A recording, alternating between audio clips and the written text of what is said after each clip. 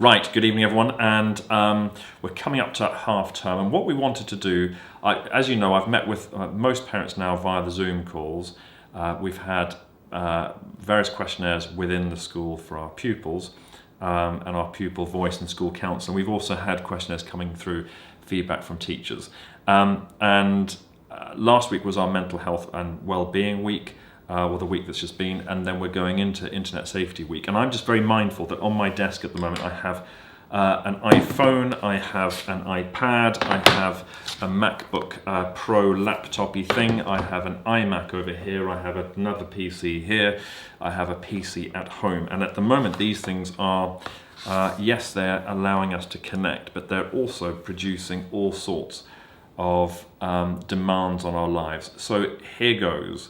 We're going to end the following week, just before half term, with a digital detox analogue day, where on Thursday night we're going to wrap up the week and we're going to go into Friday, and the challenge is that no one is allowed, and this includes teachers, this includes all of our pupils. Nobody is allowed to turn on a PC, a computer, a phone, a tablet, a whatever. And the challenge for our children across the school, and this is from reception up to year 8, and it's a considerable challenge, I think probably a bigger challenge for adults than they realise actually when we first started talking about this, is we're going to have to shape our day using anything but screens. And so we're going to invite pupils to, the only thing they are allowed to do is photograph their day. They've got to produce a sort of diary of their day, of how they have occupied their time. Now this could be something creative. They could break their day up into being part of cooking and preparing meals. They could look at board games. They could look at recreational, use of their time to create, to make, glue, stick, paint. But they have to do it independently, and they have to break up their time. The same thing's going to be happening in school. I know some families that I've talked to of parents who are key workers. A number of you have expressed your concerns and your worries that children are stuck in front of screens. So feel free to, obviously, we've said that parents have to book their children for the week. If you don't wish to, if you want to take them home, keep them at home on a Friday, next Friday, leading into half term, please feel free to do so, to be part of this. We're hoping, I understand that mums and dads are incredibly busy and have got their own lives and tech to run, etc. But if possible, we would love it for as many of our families to come together and to just, and I know half term is just around the corner, but to pave the way for half term, to start producing a little bit of independence and a desire to do things that are different. We're ending our 6-week challenge. And the idea is just to bring things together. So I hope that you will be able to join us in something that's going to be quite different. As I say, please don't talk to your children about it. That's going to happen on Monday in assemblies, and we'll be explaining to children how they can independently go about planning their day. Here's an interesting thought.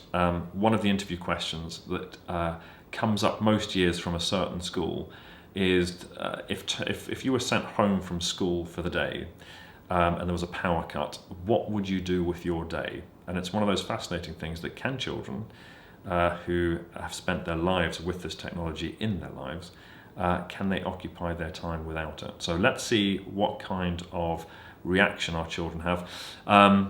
They'll be invited on Monday to share their responses by the end of the day, or at the end of the day, by just sending maybe a short video file, maybe some photographs, up to sort of 4, 5, 6 photographs, just to describe their day. Here's the second part to this, which is very powerful, I think.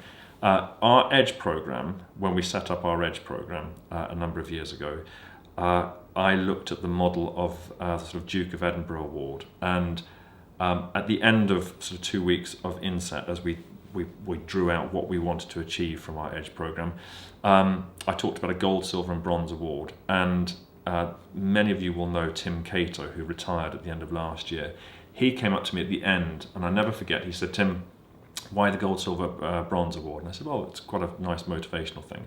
And he said, "This generation or the last several generations, have been told by schools that you must do things to achieve something. You must do something in order to get this.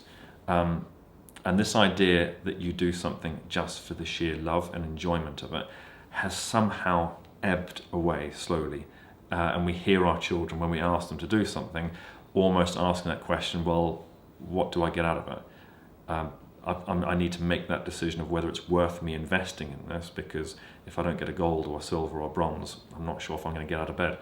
And I think it's really important that we start to educate, particularly at a time like this, start to educate our children that there's a more powerful driver behind things, that if you can get up to do something because you have a love of it or a love of learning something new, that should be far more motivational and powerful than what do I actually get out of it. Joking aside from that post that I gave recently, buying a wood lathe and turning a piece of wood, I spoke to pre-prep children about it, and actually upper school and middle school on Monday, turning a piece of wood into something. I can honestly say that was several hours of my life where I was somewhere else. It was absolutely amazing. It reminded me of going back to school.